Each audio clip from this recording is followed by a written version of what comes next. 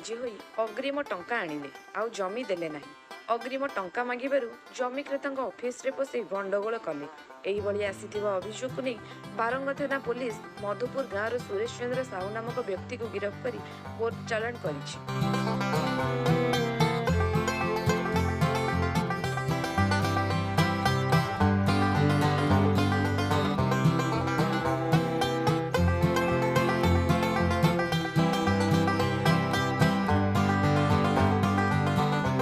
घटना थिला एही बळी सुरेशकर मधुपुर मौजारे एक चाष जमी अछि।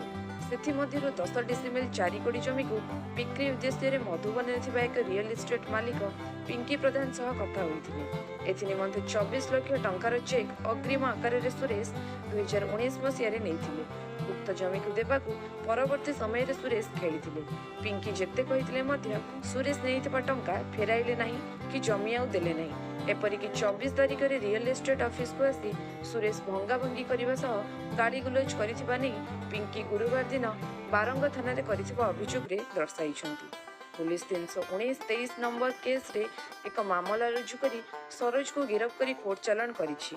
बारंगरु गौतम राउत को रिपोर्ट सत्य संवाद। 2019 मसीह 29,35,000 टंका देइथिले।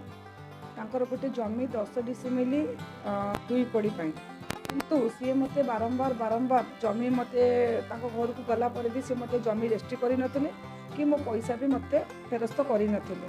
सेथि जोगुरु मु गत 24 तारिख दिन बारंग थानार द्वारस्थ होइथिली आ मोर अभियोग थाना को देइथिली। बारंग मधुपुर मौजा मधुपुर 2019 मसीह देइथिली।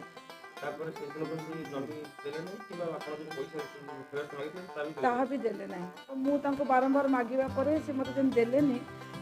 गत 24 तारिख दिन से मोर बारंग स्थित मधुबन रे गोटे ऑफिस अच्छे सेठी आसिकी मोर जिनपत्र जहाँ अच्छी फटा फेंका करते कही मो पैसा दे पारि एमती कही आमको पैसा मागोनी कहीकि धमक चमक देते।